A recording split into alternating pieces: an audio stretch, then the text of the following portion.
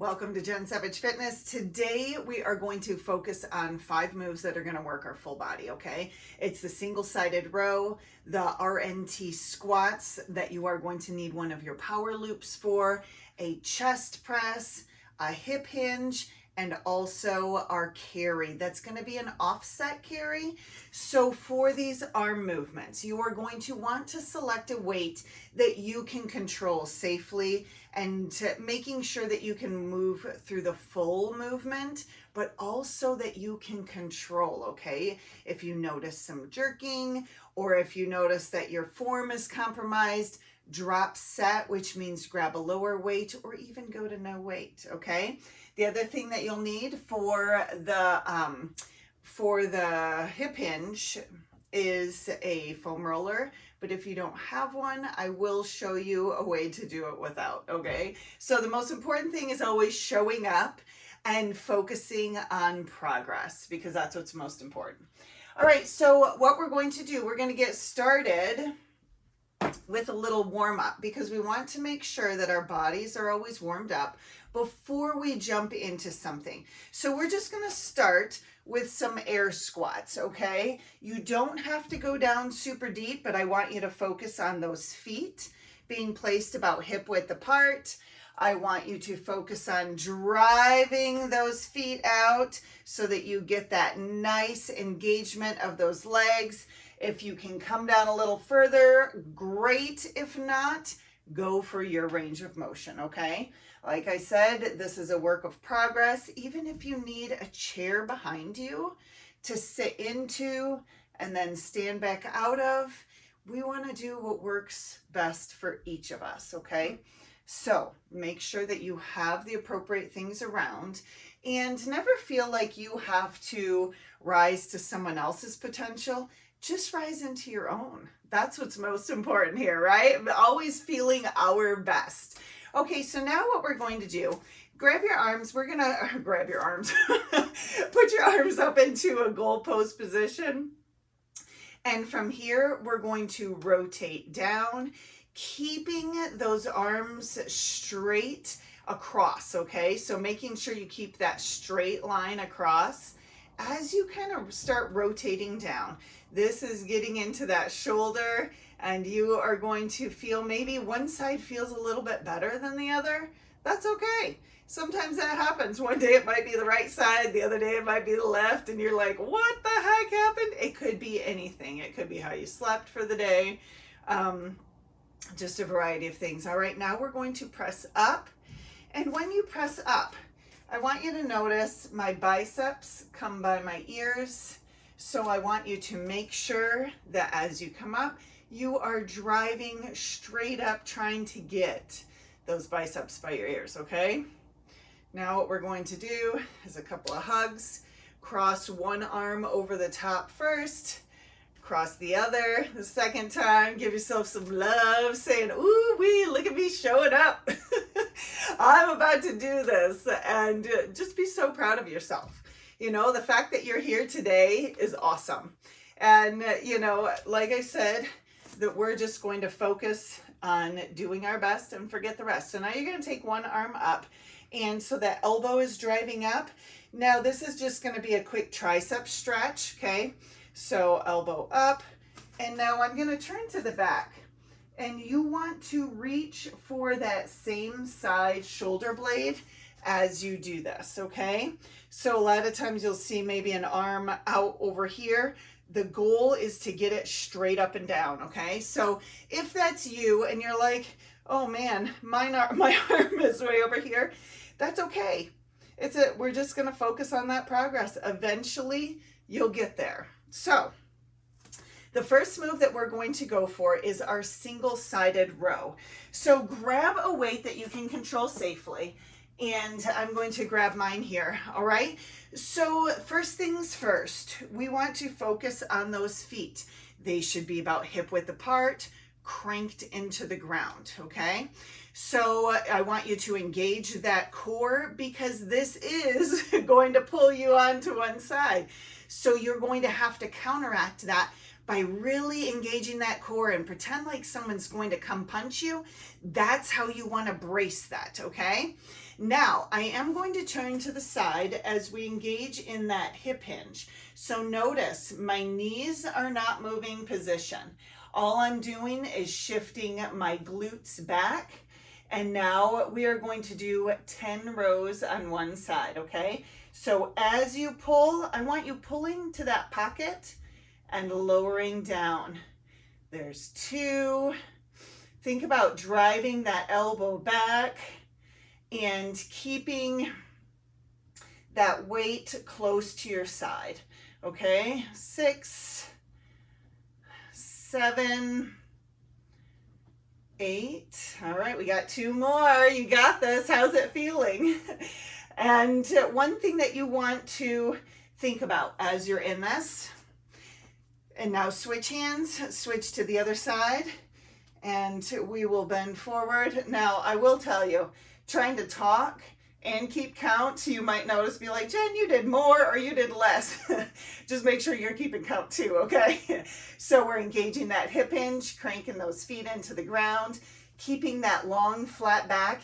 And it might help to think about looking 3 to 5 feet in front of you as you're in this position. That will keep that head in a good alignment, okay? There's 3, 4, 5. Now, if you get into this and you're like, whoa, that weight was too heavy, then what I want you to do is think about dropping set, because there is no shame in lowering your weights if you find that your form is compromised, because the most important thing is staying healthy and showing up for this. And if you pick a weight that's too heavy, that's not going to be in your best interest, because you might get injured and then you can't show up. So we're talking about consistency and the long game here, okay?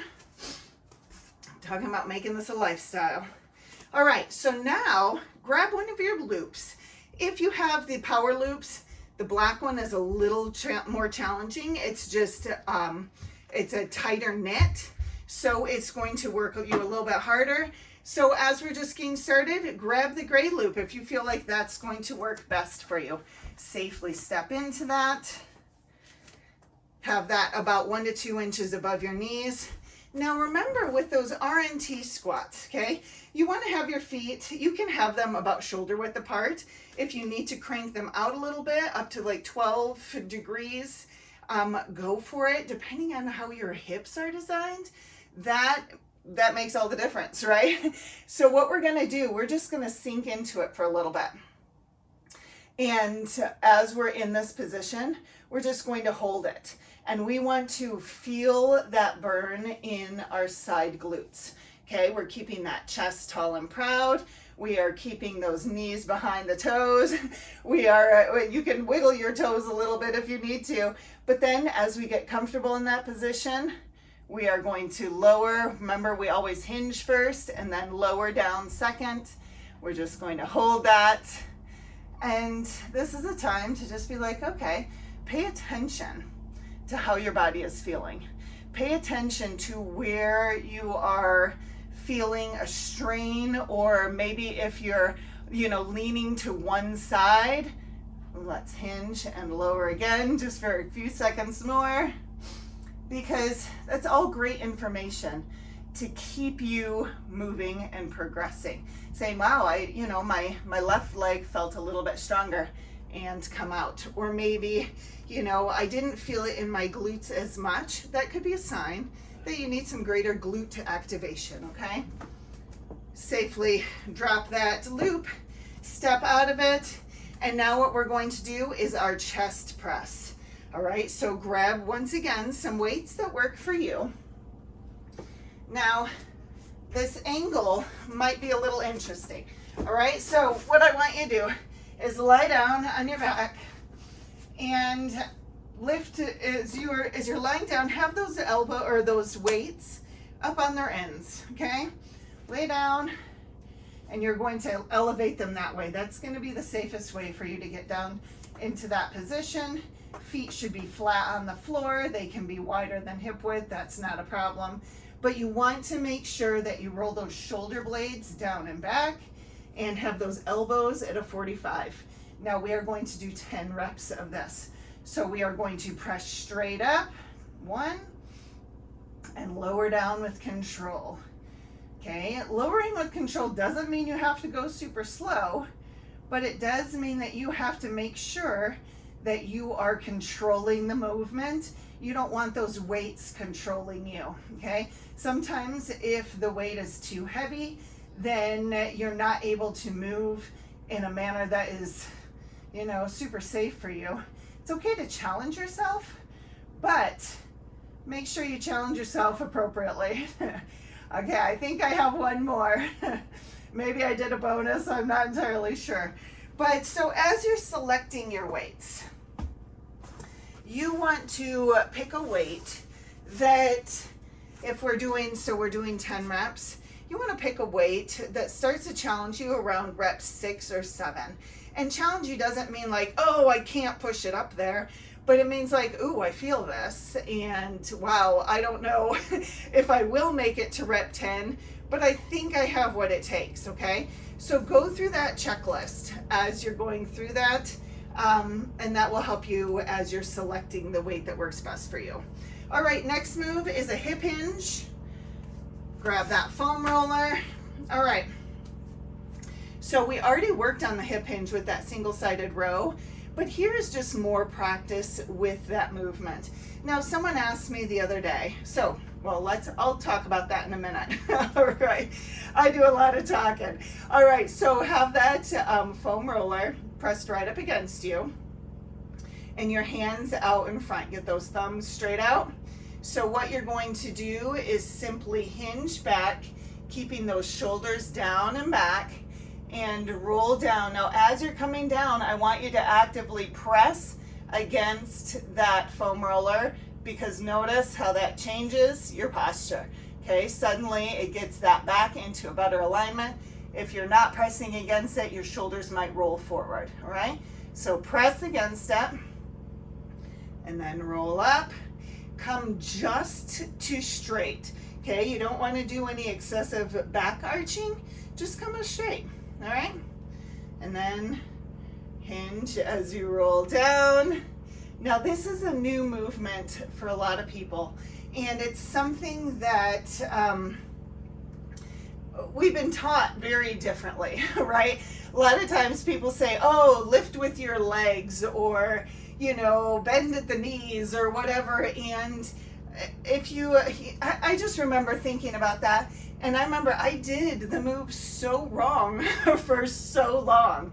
And so it's important to pay attention to those cues so that we do keep our knees safe. All right, this should not put any strain on your back. And if you're like, well, Jen, I don't have a foam roller because I told you I would show you this without, just do the same thing, but let those arms lower down. You want them to come down to about just below your kneecaps, and then drive up.